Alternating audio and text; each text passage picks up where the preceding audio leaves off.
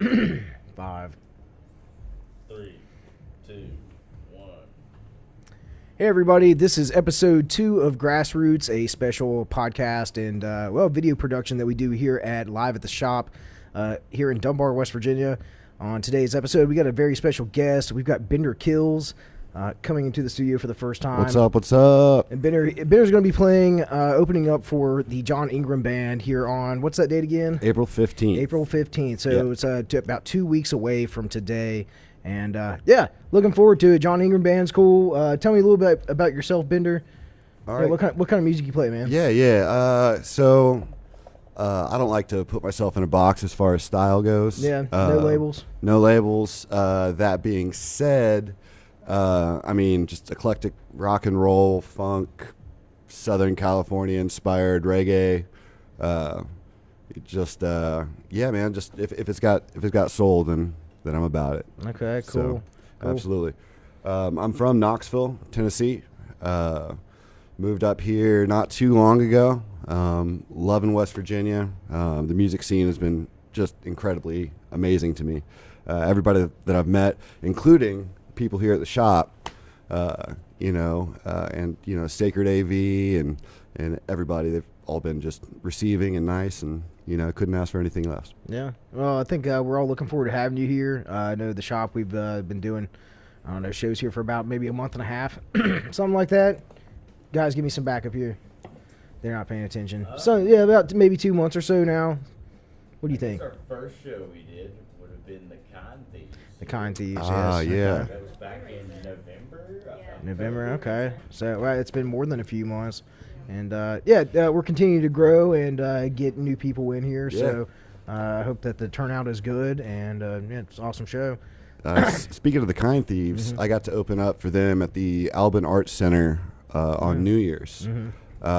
So that was a lot of fun. Yeah. Just popped in there, did a little set. Got to hang out with the Kind Thieves and their gang and everybody involved. And man, that was a fun night. That was a good way to bring in 22 for sure. Yeah.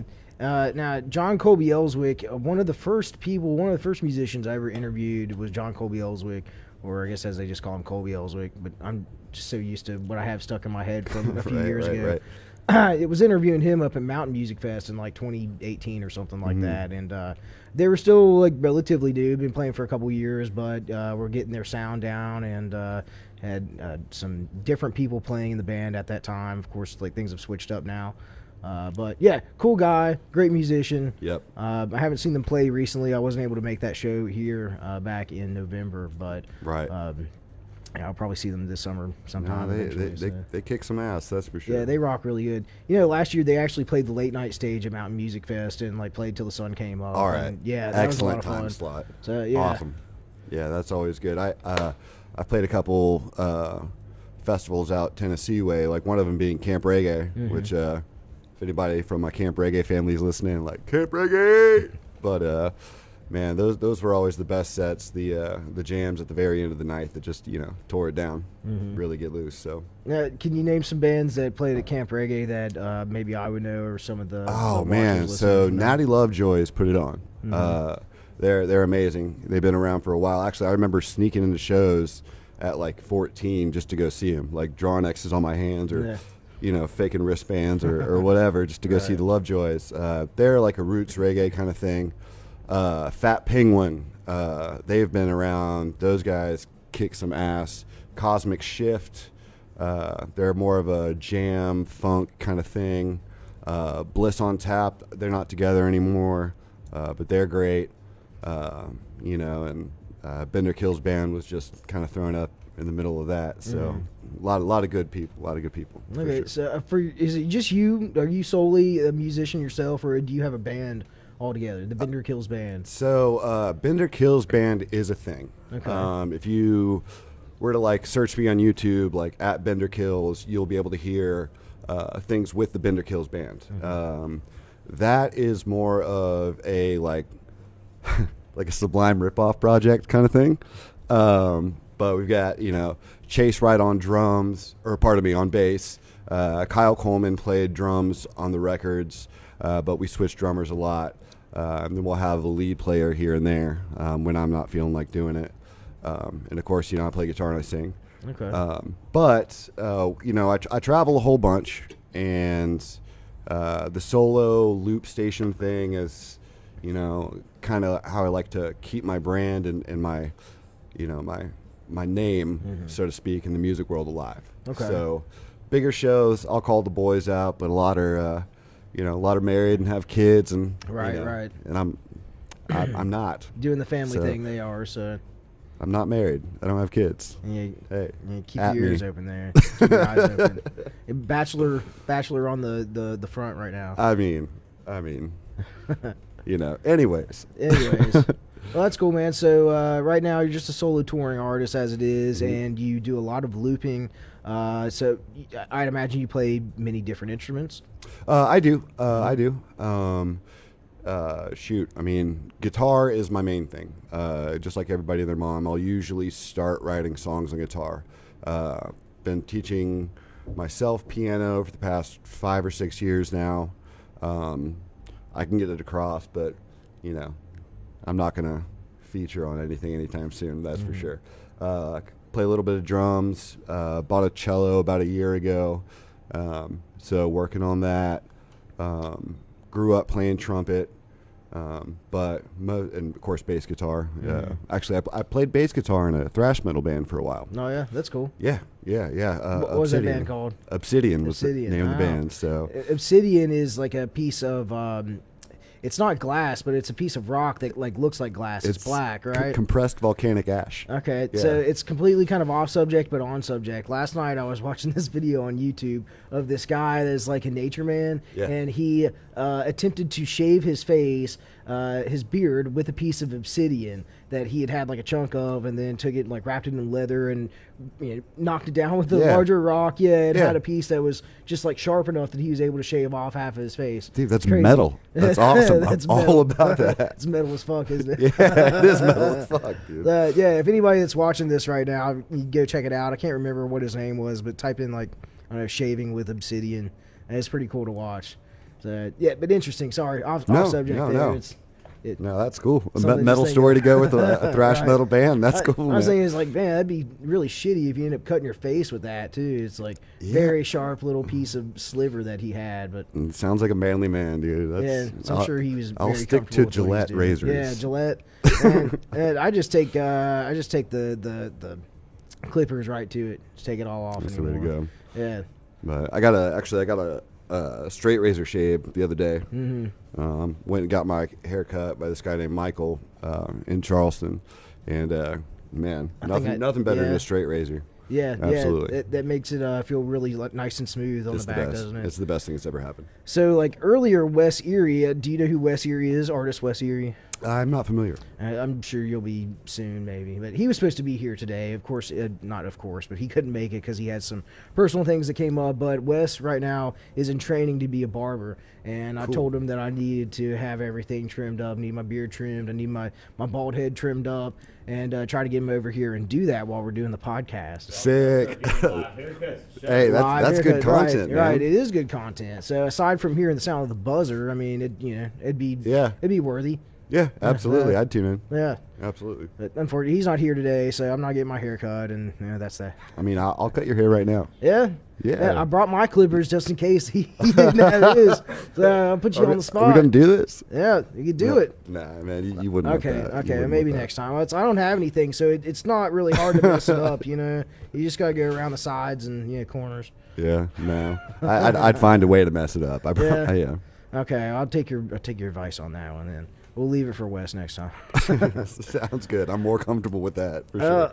That's cool, man. I'm trying to think. Is there anything, anybody that inspired you growing up? You were talking about the reggae bands that inspired you, that you would go and you'd fake your wristbands or write the X's on your hands like under 21. I mean, so like Sublime, when I was a kid, that was one of the first, like the self-titled album.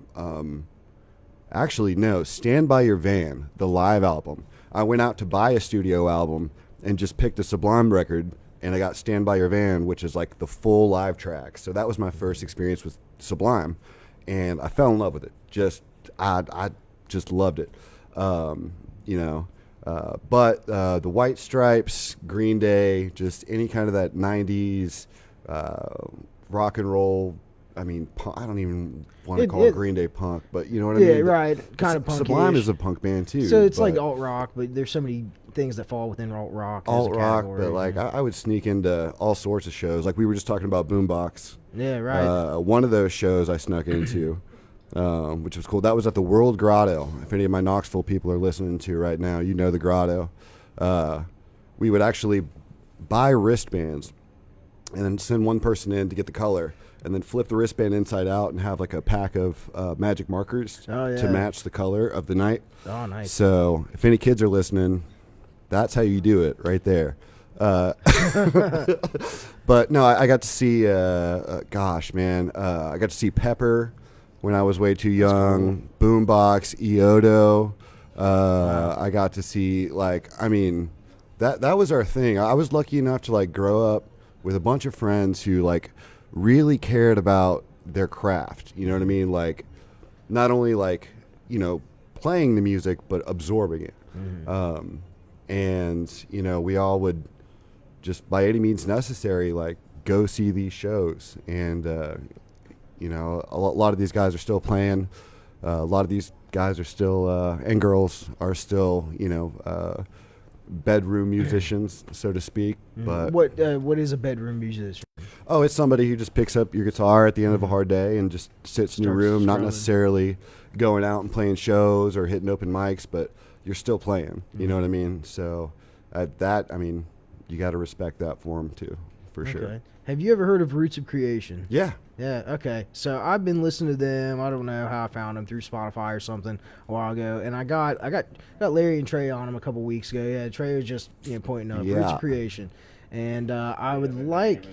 They rock. They're awesome. Brett, the lead singer of Roots of Creation, I bought some merch from them like last year for Christmas or Black Friday or something, and like got a free CD and it was signed and everything. And yeah, really cool guy. Said that he would come on and do a podcast in the future with me whenever I came to it. So I think that we're actually hoping to get them here, or maybe not necessarily here, but maybe like around Charleston or in West Virginia. Maybe something in the works. Yeah, that'd be in the future. Sick. So for sure. If so, that'd be really cool.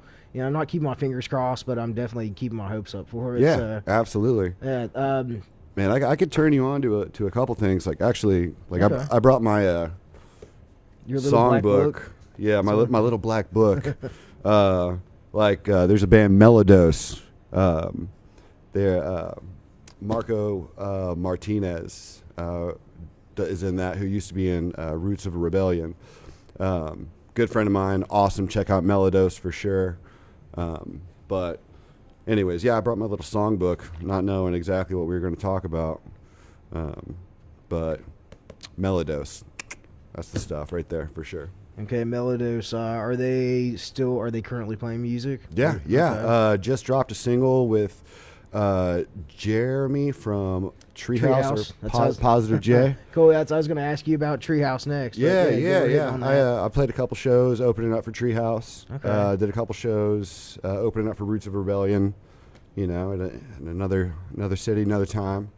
But yeah, what's their new song? I think it's called Grave Situation. Mm-hmm. But yeah, it's with Positive J from Treehouse. All right, cool. I have to check that out. Absolutely. I met Positive J in 2018 at the Big What briefly, and I was hoping to get to interview the band. I was still young and figuring things out at the time, but briefly got to meet him and had read about their history of like starting in Myrtle Beach and kind of taking off from there. Yeah. And real inspired by it. They're a really good band, and I don't think that they get enough. What's the right word? They don't get enough recognition for who they are, honestly. Absolutely. Yeah. So, like when he, sets a loop and backs up with that trumpet and just murders the whole like. Just kills it. I've seen it. They've played at Camp Reggae. Okay. Cool. Yeah, okay. So absolutely, that's part of the Camp Reggae family too. Okay. Yeah. Last year, maybe like 2 years ago, I got to see Pepper and Iration and Fortunate Youth at the House of Blues in Myrtle Beach. Nice. And that was a real experience for me. Good venue. It was really, really neat. Yeah.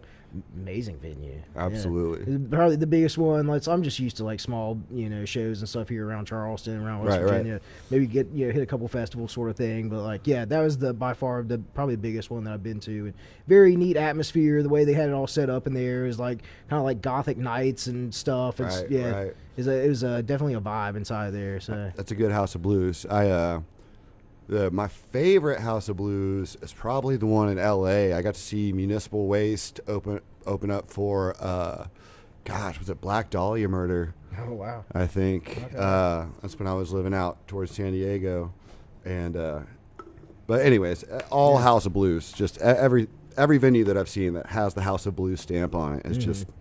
It doesn't disappoint. Are they? at all. Are they? I guess each one they've got their own theme going on to it.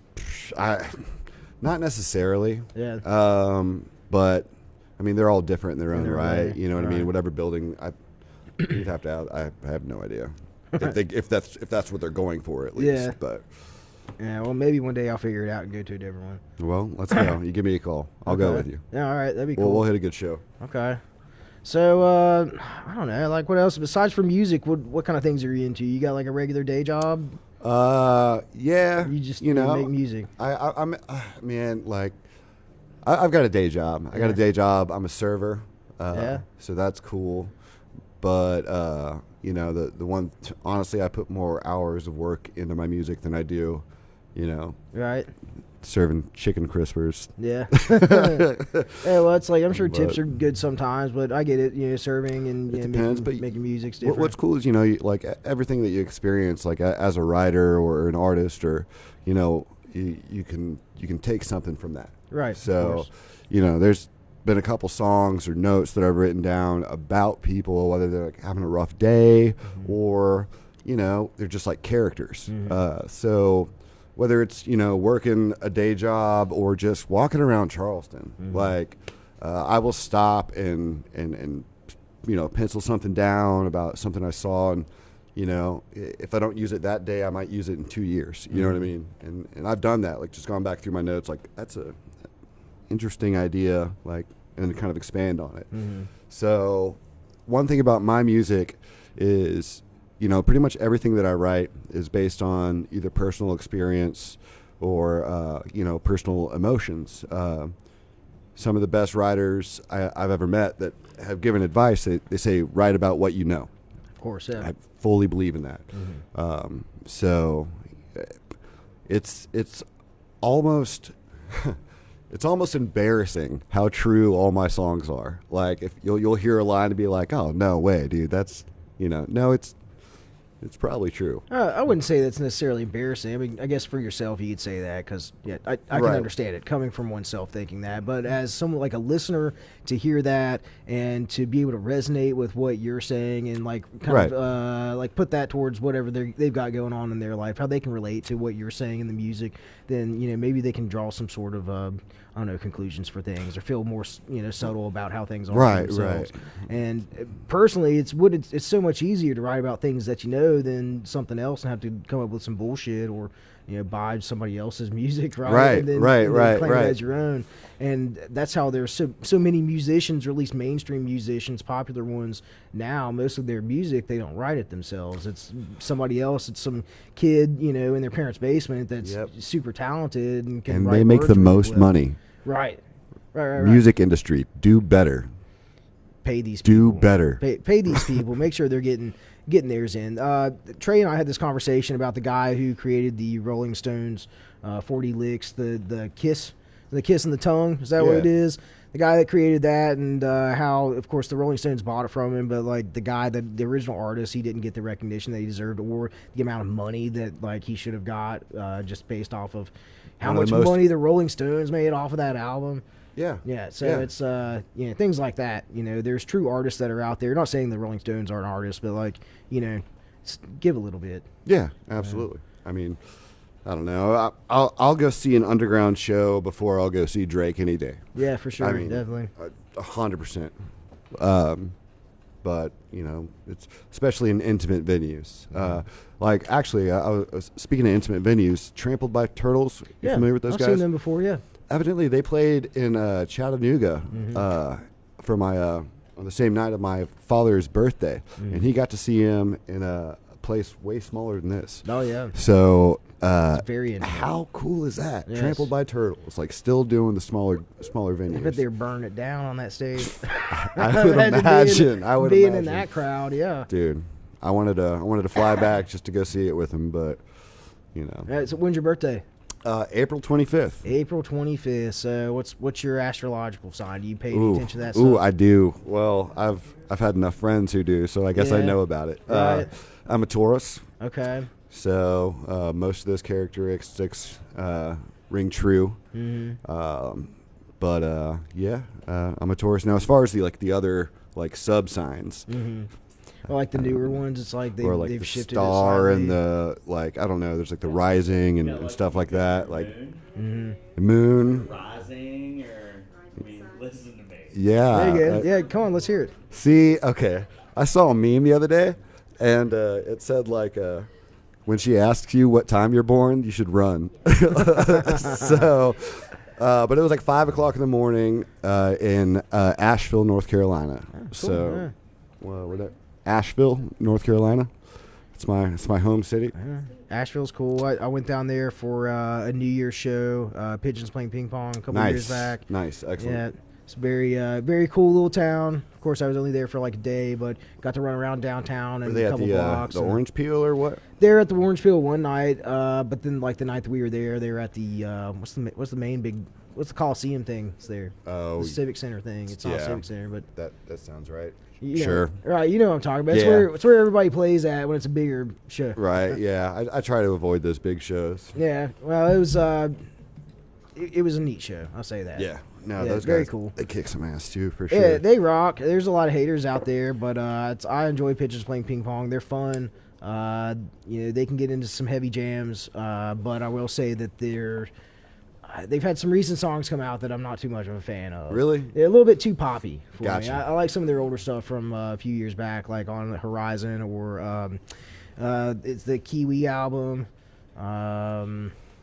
Yeah, I'm drawing a blank here, but some of their older stuff that's a little more like psychedelic and more heavy and rock inspired. Right. I think that their agent might be swaying them in a certain way of sound nowadays. They always do. Well, that's how it goes, right? I mean, so I'm conflicted in that thought process because you're probably right in saying their agent or their management is, sitting them down that current, right? Mm-hmm. Or they're just getting older and their musical taste is changing themselves. Yeah, that's possible. So like the Kings of Leon, growing up, like a 2008 record, Youth and Young Manhood. Is that where Sex is on Fire? was No, on? bro, Yeah, that's when I before. first- That's 2 records before okay, that. that's where I started listening to that shit. Right. So you go back, if you listen to Youth and Young Manhood and Aha Shake Heartbreak, those 2 records are in my Hall of Fame today.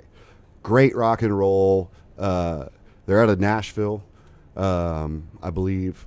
But just really good, actual rock and roll. And I actually crafted my voice around Caleb's. Sorry.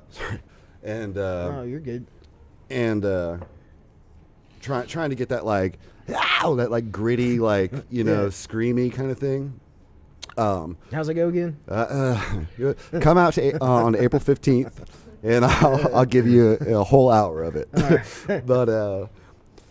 But anyway, so their stuff kind of develops, and Sex on Fire comes out, and now they're just really poppy.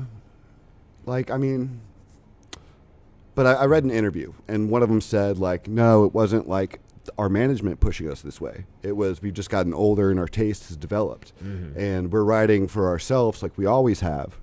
And so for people to say that we sold out, actually we're holding more true to our roots or to our passion because Right. it's actually us. Right. They've progressed over time. It's Right. not that they've changed in a good way, and not just because you think somebody try to tell them to do Right. that. Right. See, we had this conversation last week with the members of Megan Jean's Secret Family, and Byrne, he is the guitar player, bass player. But no, Megan Jean's the bass player. Anyways, Byrne, the guitar player, was talking about a band in particular that I can't think of off the top of my head, but he said that over the years that he had seen them, like a band would be popular for a song that they might have done 20 years ago, and then you go to see them, and then they play something completely different. They don't play any of their old stuff, and it doesn't sound anything the same. Right. Yeah. Musicians, they progress over time, and if they're not typically progressing, then they're like almost getting burnt out on their music. Right. Because you want to progress, you want to learn more, you want to learn different sounds and different styles of being able to, make whatever you're doing sound cool or sound good. Sure. And yeah, it's just changing. It's like anything, Yeah. People change over time. Like so AC/DC puts out the same record every 3 or 4 years or whatever, like pretty much. It's the 3 chords and the 4/4, I'll take your kick word snare for it. thing. Yeah, it's all pretty similar. Yeah. But That's, whatever sounds good, but hey, I don't know. Now I they're kind of making feel money. like an ass maybe saying that Pigeons is too poppy, but I don't know. It's just my Sorry. opinion. No, it's just my opinion. Yeah, maybe not. Not like I'm saying that they suck now. Or I feel that way anything, about a whole bunch of bands. Yeah. But yeah. The other thing is, like, you ever meet a musician that like you really liked, and then find out that they're an asshole? Their vibes are just completely off. I don't know about in person, but there's definitely been like some interviews that I've watched or listened to that I've been like, man, like, Guy's kind of a douche. guy's kind of a douche, Yeah. right? Yeah. So, no, but not in person. Like, who have you met? I guess name I drop dropped right bomb. now? It was Joe Hurtler from Joe Hurtler and the Rainbow Seekers. On my end, I can say that I did have some fault to it. I didn't put together an interview.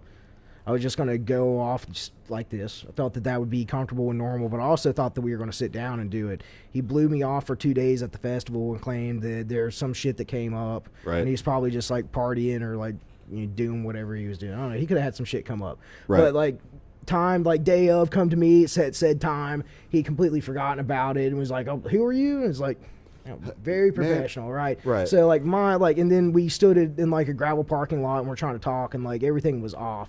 So Yeah. yeah. Actually, I have a buddy who does Simmer Down on Knoxville's 90.3. His name's Alex Crowley, and I was co-host Blue. They do a really great job. That's every Sunday night at 8 p.m. You can tune in on the internet and stuff. But it's 90.3 in Knoxville. But he's been a good friend of mine for way too long to count, and so I've gotten to meet a lot of really cool people with him, but I've heard plenty of stories just like that, to where you either do or do not have an interview, but you're trying to work this out, and the timetables don't match up, and so I mean sometimes the I wouldn't say the booking agent, they've got like a PR person. Sometimes they right get things or a off, TM or something like right, that. or sometimes the band's just partied a little too hard and it ain't gonna happen like you thought it was gonna happen. Right. Yeah. Oh, I've got a story, but you know who the Floozies are? Yeah. Oh yeah. Man, I have to talk about it off camera. I don't know. It's not too bad. I can probably keep it pretty PG. What do you think? They're smiling over here. Do it. So yeah, for anybody, we got anybody watching? Is there, can you see a count mark if anybody's actually watching? HR gives the okay.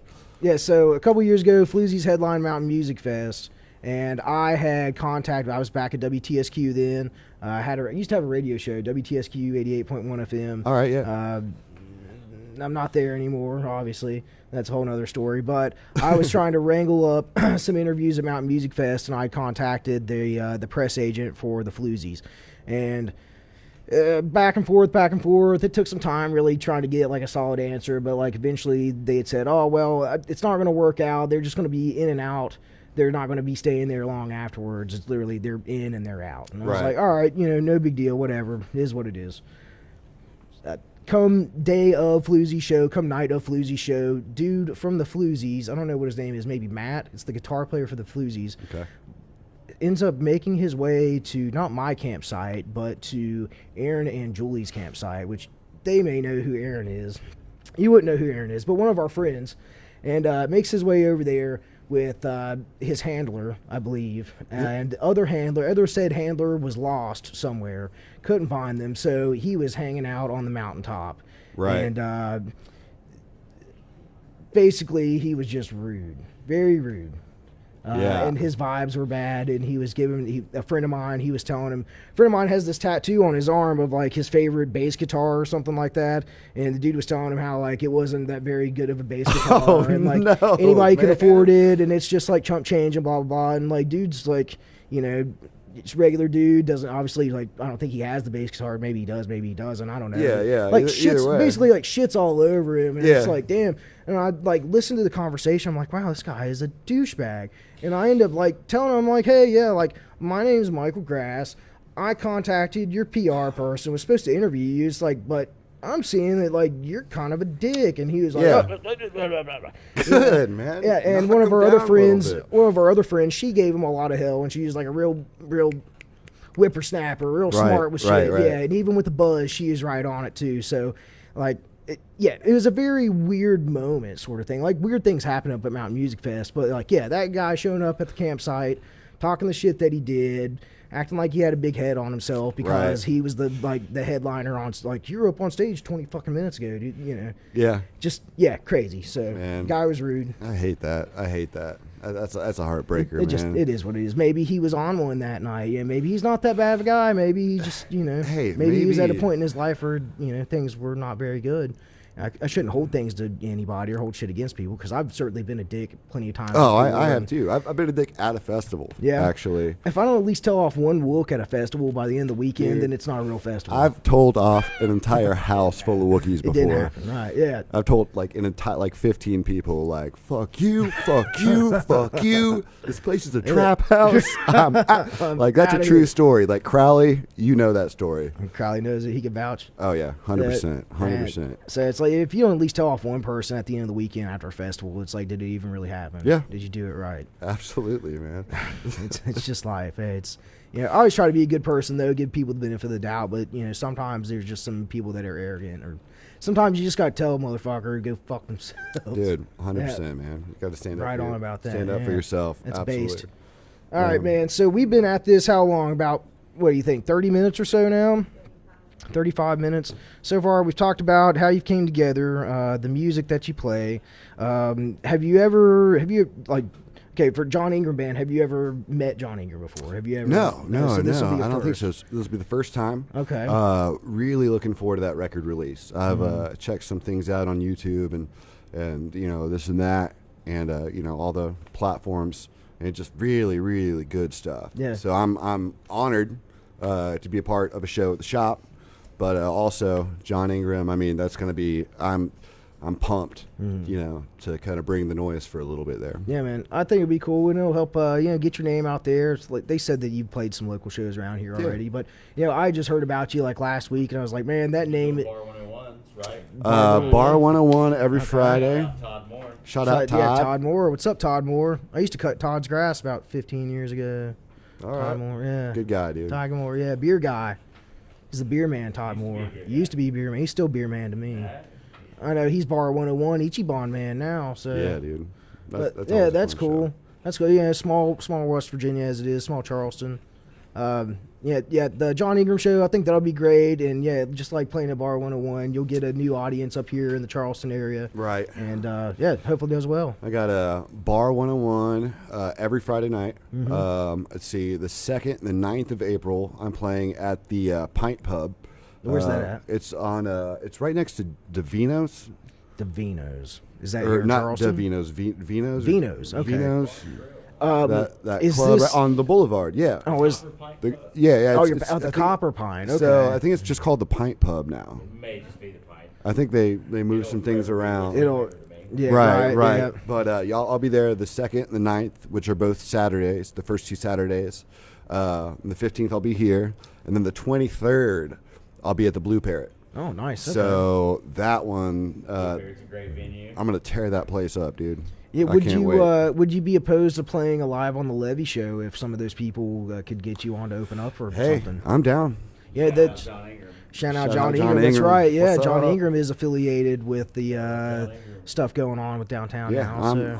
I'm down to play wherever I can, man. So, I have fun. If people want to listen and hang out, then that just makes it even better. So, Okay. yeah. From Nashville to Charleston. Is like, are you based in Charleston now? You said it took you 30 So- minutes to get here, so maybe not. Yeah. No, so I live on the west side right now. It's a long 30 minutes. They must have It's- taken you the back way. to Dude, get here or no, it something. took like 30 minutes. Like I called my Uber because I wanted to get here around like 6:15, Yeah, right? yeah. Called the Uber, and then it was 30 minutes till pickup, Right. and then like a 16-minute drive after that. So Yeah. I was like, yeah, dude, like I'll be early. It'll be good. We can like hang out. But no, in typical Spence Bender fashion, either cutting it close or being a little bit late. So Hey, well, like Whatever. you might as well be fashionably late. yeah, Yeah, exactly. right, yeah. Let's call it that. It's rock That and feels roll. better. Yeah, it's like a rock star. Be fashionably late. Sure, like, man. People just expect you to be coming in, late. That's cool with me. Afro Yeah. Man did that a couple years back. Afro Man. Afro Man, yeah, he was late by like an hour and a half Bro, okay. because he got high. The worst, speaking of people being late, the worst show I've ever seen in my entire life was April 25th, 2008 in Knoxville, Tennessee. And it was Lil Wayne. Oh yeah. And I know this because it was my 18th birthday. Oh really? Okay. So, man, like I got tickets with me and my girlfriend, and like we were so excited. Like the Carter 3 had just fairly recently dropped. Like Wayne was the shit back then. And so we like go. This dude was like 3.5 hours late. Played like maybe 30-minute set. Damn. He was trashed. The sound quality was just like just horrible. He tried to play guitar, which I'm sure people have seen Lil Wayne try to play guitar on, fail videos and stuff like that. But dude, I walked away like these were like $120 tickets, man. Woo. And I felt victimized. Yeah. I felt like deep in my heart, I was like, I got taken advantage of by Lil Wayne. Well, at least it was an experience you'll ever forget. For You got me $120. there, dude. Yeah, right. You'll always you got remember that me show. there.